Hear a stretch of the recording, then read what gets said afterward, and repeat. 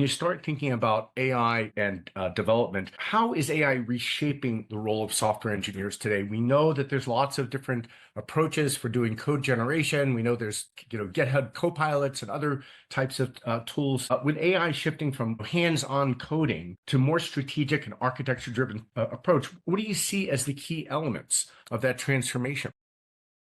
Yeah, I think that, my view is that it's become quite a binary environment, right? So on the one hand, I think which is very publicly noticeable, developers are pushed towards become much more creative, to Mm. build, experiment much more, iterations much faster, to build, whether it's brand new apps or software or even brand new features. This vibe coding phenomenon has pushed developers to become much more creative. They become the ideas person, so they have every Mm. skill set and no excuse now to not become the pioneers of new ideas. On the other side, I think what is less talked about is also the vast quantities of backlog tasks, right?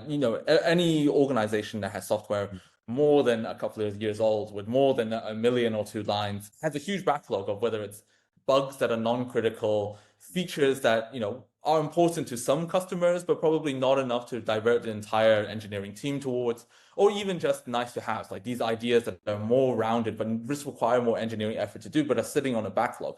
I think that is now the next frontier where people are focusing on to say, it's fun and it's useful to have greenfield projects and vibe code your way through that. But what do we do now in terms of the backlog that we've had maybe years, if not decades of?